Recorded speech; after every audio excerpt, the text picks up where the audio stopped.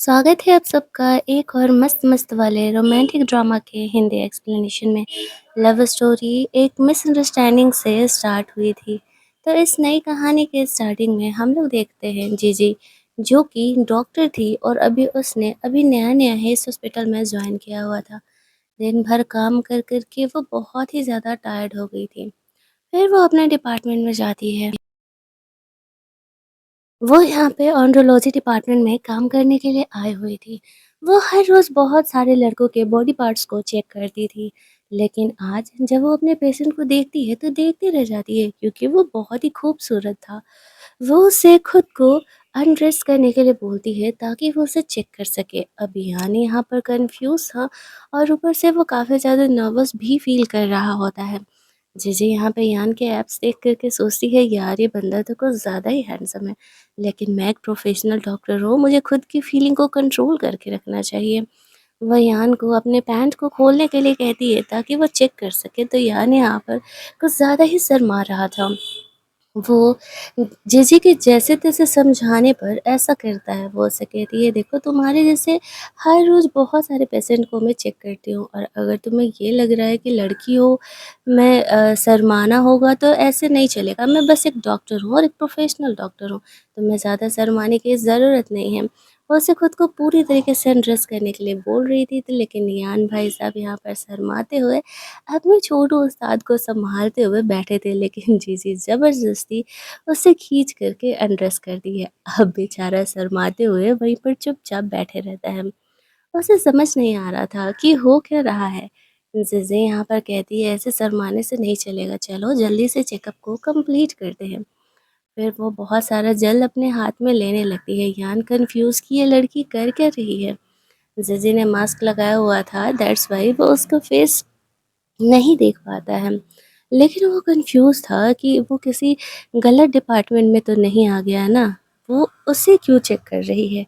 और जैसे ही यहाँ पर कहती है, बहुत सारे लोग लाइन में लगे हुए हैं, मेरे पास इतना टाइम नहीं है, जल्दी इस चेकअप को फिनिश करते हैं, और अगर चेक नहीं कराना था तो फिर तुम आई ही क्यों इस डिपार्टमेंट में?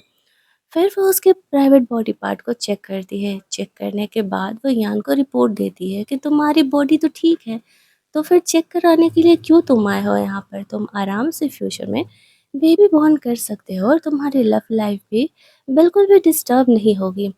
अब यहाँ पर जब वो ये बातें यान को कह रही थी, तो यान शॉक होकर के उसे कहता है, लेकिन मैं तो यहाँ पर अपने किडनी का चेकअप कराने के लिए आया हुआ था, क्योंकि मेरे पेट में पेन रहता था।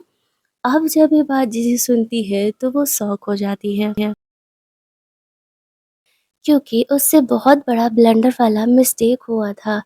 अब उसे पता चलता है कि यान यहाँ पर एंड्रोलॉजी डिपार्टमेंट में चेक कराने नहीं आया था, बल्कि अपना किडनी चेक कराने आया था। वैसे देखा जाए तो गलती यहाँ पर यान की भी है। उसने इस ऑफ़िस में एंटर करने से पहले चेक नहीं किया, और गलती जीजी की भी है। उसने अपने पेशेंट से पहले पूछा नहीं कि क्या प्रॉब्लम है। अब जीजी यहाँ पर यान को पूरा सॉरी-सॉरी कहने लगती है, अरे आई एम सॉरी, मैंने तुमसे पूछा नहीं कि तुम्हारी प्रॉब्लम क्या है, और यूँ ही तुम्हारे बॉडी को चेक करने लगी। अब यहाँ पर यान भड़का हुआ था सो अलग। वो कह रहा था कि मैं तुम पे करने वाला हूँ केस, तुमने पेशेंट की प्राइवेसी के साथ खिलवाड़ किया है। जीजी यहाँ पर इंटर्नशिप पे थी और उसे यहाँ पर अभी अपना जॉब भी कंप्लीट करना था।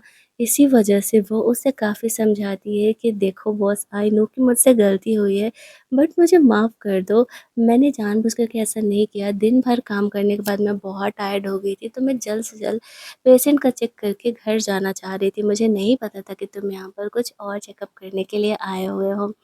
ईहान मानने के लिए तैयार नहीं था। बस ये कह रही थी कि अगर तुमने मुझ पर केस किया तो फिर मेरा ग्रेजुएशन यहाँ पर कंप्लीट नहीं हो पाएगा। वो जल्दी-जल्दी अपने कपड़ों को पहनता है। जीजी यहाँ पर बहुत ही एम्बैरेस थी। वो ईहान को समझा रही होती है, ज़िंदगी में छोटी-छोटी गलतियाँ हो जाती हैं, इतना नहीं मैटर करता है।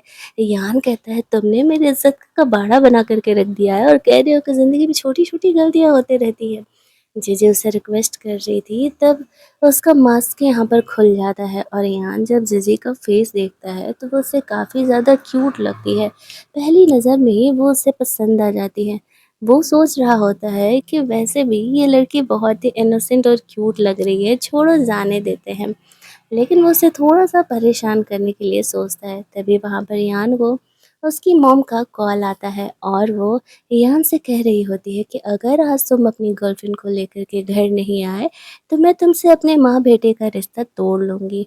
पिछले 5 सालों से यान ना तो कभी रिलेशनशिप में रहा है और ना ही कभी कोई लड़की से उसका चक्कर चला है।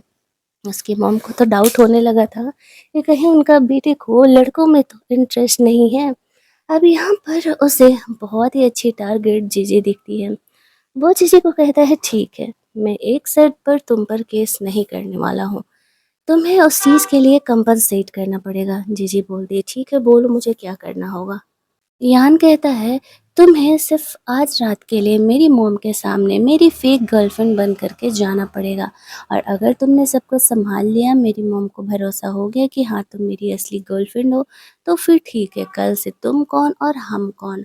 अब यहाँ पर जिजी सोचती है यार ये कौन सा नया पंगा है, लेकिन फिर वो जानती थी कि यान उसे जाने नहीं देने वाला, वो उस पर पुलिस केस तो करेगा ही। वो मान जाती है और कहती है कि ठीक है, आज रात के लिए सिर्फ़ वो उसकी मॉम के सामने उसकी फेक गर्लफ्रेंड बनने के लिए तैयार है। यान जीजी को अपना फ़ोन नंबर देता है और यहाँ पर बोलता है कि काम के बाद मैं तुम्हें रिसीव करने के लिए आऊँगा। कहीं भागने के लिए सोची तो तुम्हें पता है कि मैं सीधे तुम्हें कंप्लेन करने वाला हूँ। फिर वो जीजी को कहता है कि अब चलो, मेरी बॉडी का जो एक्चुअल प्रॉब्लम है यहाँ पर तुम चेक करो। जीजी कहती है कि चलो ठीक है। वो उसकी किडनी को चेक करके बताती है कि एक्चुअल में उसके किडनी में स्टोन है, लेकिन स्टोन अभी बहुत ज़्यादा बड़ा नहीं है, इसी वजह से उसे ऑपरेट करने की ज़रूरत नहीं है। लेकिन यहाँ पर यान को जो है बहुत ज़्यादा वाला पानी पीना पड़ेगा, तभी वो यहाँ पर धीरे-धीरे करके ठीक हो पाएगा। वो उसे कुछ प्रिस्क्रिप्शन वगैरह लिखती है और बोलती है कि ठीक है, इन दवाओं को चलाओ, तुम कुछ मंथ्स में पूरी तरीके से ठीक हो जाओगे। वो उसे प्रिस्क्रिप्शन देने के बाद यान वहाँ से जाने लगता है, जहाँ पर कि वो जीजी को कहता है कि वो आज शाम उसे रिसीव करने के लिए आने वाला है। ऐसा बोल कर के फ़िलहाल तो वो वहाँ से चले जाता है, लेकिन वो लड़की कन्फ्यूज़ थी कि मैं करूँ तो क्या करूँ? क्योंकि यहाँ पर उसे इस तरीके से फेक गर्लफ्रेंड बनने की एक्टिंग जो करनी थी, वो सोच रही होती है उसी के लाइफ़ में इतने ज़्यादा कांड क्यों होते रहते हैं। फिर वो अपना काम फिनिश करके ऑफिस से बाहर निकल रही थी। उससे एक अननोन नंबर से कॉल आ रहा होता है। वो फ़ोन उठाती है, तभी सामने यान कार लेकर के आ जाता है और कहता है कि मुझसे पीछे छुड़ाने का कोशिश कर रही थी क्या? बट अफ़सोस ऐसा होने नहीं वाला है। चलो, मॉम से मिलने का वक़्त आ गया है। जीजी को वो कार में बैठने के लिए बोलता है और उनका सेक्रेटरी कार ड्राइव कर रहा होता है। यहाँ पर वो उसे समझाता है उसका नाम क्या है, उसकी पसंद-नापसंद की चीज़ें और कुछ-कुछ और बातें बताता है। यहाँ पर वो जीजी को कहता है कि जब हम दोनों मॉम के सामने रिलेशनशिप में हैं, तो तुम मुझे मिस्टर यान करके नहीं पुकार सकती हो, तुम्हें किसी और पेट नेम से मुझे बुलाना होगा। वो उसे 2-3 नेम सजेस्ट करता है बोलने के लिए। जीजी की एक प्रॉब्लम थी, वो जब भी नर्वस होती थी तो वो हकलाने लगती थी और आज भी यहाँ यही होने वाला है। वो जैसे ही उसे बोलती है तो वो हकलाने लगती है यहाँ पर, लेकिन यान उसे काम डाउन होकर के वापस से कोशिश करने के लिए कहता है, क्योंकि अगर वो बात नहीं करना सीखेगी तो फिर प्रॉब्लम हो जाएँगे। उसकी मॉम को डाउट नहीं होना चाहिए कि वो दोनों एक्चुअल में रिलेशनशिप में नहीं हैं। वो उसे समझाता है, वो 3-4 बार उसे पेट नेम से पुकारती है। फिर जाकर के वो सही से बोलने लगती है। वो कहता है हाँ, ये सही है। मॉम के सामने इसी तरीके से तुम्हें बात करना होगा। आफ्टर दैट वो लोग यान के घर पहुँचते हैं, जहाँ पर कि यान जीजी को अपना हाथ दे रहा होता है, एक नॉर्मल कपल की तरह चलने के लिए, लेकिन जीजी इतनी फुद्दू थी कि वो समझ नहीं पाती है और वो उसका चेकअप करके बोलने लगती है कि क्या हो गया? तुम्हारा किडनी स्टोन की वज़ह से अभी पेन करने लगा है क्या? यान बेचारा इरिटेट हो जाता है कि ये लड़की कितनी बड़ी फुद्दू है।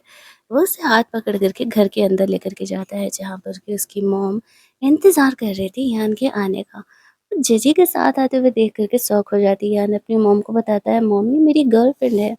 यान की मॉम उसे कहती है, अरे बेटा सच में तुम्हारी गर्लफ्रेंड है और वो भी एक लड़की? मुझे तो भरोसा ही नहीं हो रहा है। ये सुनते ही जीजी यान से कहती है कि तुम्हारी सेक्सुअलिटी में कोई प्रॉब्लम है क्या? यान कहता है मेरी मॉम की बातों पर ध्यान मत दो। वो बस इसी तरीके से बोलते रहती है। तुम्हें गर्लफ्रेंड बनाने के लिए यहाँ पर लाया गया है और तुम बस उसी तरीके से रिएक्ट करो। तो वो यहाँ पर मान जाती है। अब उसकी मॉम मन ही मन सोचती है कि यहाँ पर 5 साल पहले जब यान का ब्रेकअप एनी से हुआ था, उसके बाद वो कभी किसी के साथ रिलेशनशिप में नहीं आया और वो पहली बार अपनी गर्लफ्रेंड को लेकर के आ रहा है। वो जीजी के लिए बहुत ज़्यादा ही खुश थी और जीजी को वो कह रही होती है कि आओ बेटा एक-दूसरे से थोड़ा इंट्रोडक्शन कर लेते हैं। जीजी यान की मॉम से बात करने के लिए जाती है और वो गलती से यान की तरह ही उन्हें भी मॉम कह के पुकार देती है। अब उसकी मॉम का तो खुशी बिल्कुल सातवें आसमान पर था, उन्हें भरोसा नहीं हो रहा था कि सच में उनका बेटा यान यहाँ पर रिलेशनशिप में है। वो यान और जीजी को कह रहे होते हैं कि चलो अब जब तुम दोनों रिलेशनशिप में हो ही तो क्यों ना आज हम लोग लगे हाथ जीजी के मॉम से भी मिल लेते हैं। उससे क्या होगा ना कि शादी-वादी का भी बात हम लोग यहाँ पर कर लेंगे। अब शादी का बात यहाँ पर आते ही जीजी यहाँ पर वापस से हकलाने लगती है और कह रही होती है यान से कि यहाँ पर क्या बकवास चल रहा है। बात शादी की नहीं थी। खुद यान भी शॉक था, उसने एक्सपेक्ट नहीं किया था कि इतना जल्दी ये सब कुछ उसकी मॉम करने लगेगी। वो उसकी मॉम को समझाता है कि मॉम एक्चुअल में यहाँ पर ऐसा है ना कि अभी-अभी हम लोग सिर्फ़ उसे 6 महीने से ही तो मैं डेट कर रही हूँ। और यहाँ पर थोड़ा और जीजी को जानने का वक़्त देते हैं, लेकिन उसकी मॉम उसे कहने लगती है कि अगर तुमने जीजी से शादी नहीं किया तो फिर मैं यहाँ पर जो है ब्रेस्ट कैंसर का ट्रीटमेंट नहीं कराऊँगी। अब जीजी उसकी मॉम को समझा रही होती है कि ऐसा नहीं करिए आंटी, आप ट्रीटमेंट करा लीजिए, आप ठीक हो जाइएगा। शादी-वादी का जो बात है वो हम बाद में करते रहेंगे। लेकिन यान की मॉम ज़िद पकड़ी हुई थी, तो यान यहाँ पर सिचुएशन को सँभालने के लिए उसकी मॉम से कहता है कि मॉम मैंने जीजी से अभी शादी करने का प्लान नहीं किया था, अभी हम डेट कर रहे थे, तो मैं इस बारे में उससे बात करके डिस्कस करके आपको बताता हूँ। उसकी मॉम कहती है ठीक है, कुछ वक़्त मैं तुम्हें दे देती हूँ, तुम जीजी से डिस्कस कर लो उससे पूछ लो कि उसे क्या करना है और फिर मुझे बताओ। ऐसा कह के वो अपने कमरे में थोड़ी देर के लिए रेस्ट करने के लिए चली जाती है। कन्फ्यूज़न में ज़िज़ी वहाँ कमरे से बाहर निकलने लगती है। यान की मॉम की बातों से ज़िज़ी को ये तो पता चल चुका था कि एक्चुअल में यहाँ पर यान पहले रिलेशनशिप में रह चुका है और उसका भी रिसेंट में ब्रेकअप हुआ है 3-4 साल पहले। यहाँ पर बाहर जाते ही वो ज़िज़ी को ऑफ़र करता है, तो बताओ कितने पैसे लोगे तुम मेरे साथ शादी करने का? ज़िज़ी कहती है क्या बकवास कर रहे हो? हमारी बात सिर्फ़ यहाँ पर इसलिए थी कि मैं यहाँ पर तुम्हारी फ़ेक गर्लफ्रेंड 1 दिन के लिए बनने वाली हूँ और तुम यहाँ पर मुझे अपनी वाइफ़ बनाने का प्लान कर रहे हो। यान उसे कहता है तुमने मेरी मॉम की हालत देखी ना, एक्चुअल में उन्हें सिर्फ़ एक वाइफ़ चाहिए और मैं तुम्हारे साथ कॉन्ट्रैक्ट मैरिज करने के बारे में सोच रहा हूँ। और यहाँ पर तुम्हें जितने पैसे चाहिए, जो भी कंडीशन है तुम्हारे, तुम मुझे दे सकती हो। जीजी कहती है सुनो, मैं ना तुम में इंटरेस्टेड नहीं हूँ, तुम बस मेरे पेशेंट हो जिसको कि किडनी का स्टोन है और मैं बस उसे ट्रीट करना चाह रही हूँ और कुछ नहीं। तुम मेरे टाइप के नहीं हो, दैट्स व्हाई मैं तुमसे शादी नहीं करने वाली। यान कहता है तुम्हें पता भी है कि मैं कौन हूँ? जीजी कहती है हाँ, तुम मेरे पेशेंट हो और उसके अलावा मेरी नज़र में और कुछ भी नहीं हो। बाकी तुम्हारी खुद की जो भी आइडेंटिटी हो, मुझे उस बात से कोई फ़र्क नहीं पड़ता है। यान यहाँ पर जीजी को कन्विंस करने का कोशिश कर रहा था कि वो इस फेक मैरिज वाले पचड़े में पड़ जाए, लेकिन जीजी इतना बड़ा पंगा नहीं लेना चाह रही होती है और वो जब भी नर्वस होती थी एज यूजुअल वो हकलाने लगती थी, तो यहाँ भी वो यही कर रही थी और यान उसका थोड़ा-सा मज़ाक उड़ा देता है। जीजी गुस्सा होकर के कमरे में अंदर जाने लगती है। उसकी मॉम देखती है कि दोनों लड़ रहे हैं, तो वो यान पर गुस्सा करते हुए कहती है कि अब लड़ क्यों रहे हो? ज़िज़ी इतनी प्यारी लड़की है। ज़िज़ी यान की मॉम को बताती है कि नर्वस होने की वजह से मैं हकलाने लगती हूँ, तो इस बात का मज़ाक यान मेरा उड़ा रहा है और कह रहा है कि मैं हकलाती हूँ। उसकी मॉम यान को डाँट लगाती है और कहती है कि तुम्हें सच में नहीं पता है कि लड़कियों को कैसे ट्रीट करते हैं। अब यहाँ पर इस तरीके से जीजी को तुमने गुस्सा दिलाया है, अब तुम्हारा ही काम है उसे मनाना। ऐसे मनाओ, अगर ये गर्लफ्रेंड तुम्हारी छोड़ कर के गई ना, तो फिर तुम्हारा ख़ैर नहीं। और यान को जीजी को मनाने के लिए बोल कर के अपने कमरे में चली जाती है। अब जीजी गुस्से में वहीं सोफ़े पर बैठ जाती है। जहाँ पर कि यान को ये सब काम करने का आदत नहीं था, लेकिन जीजी में अभी बचपना था और ऊपर से वो उसके लिए स्ट्रेंजर थी, तो वो उसे क्या ही समझेगी। तो यान उसे पहले तो क्यूट-क्यूट बन के मनाने का कोशिश करता है, लेकिन जो जीजी थी वो मानने के लिए तैयार नहीं थी। फिर यान उसे कहता है कि तुम ये बच्चों वाली हरकतें क्यों कर रही हो?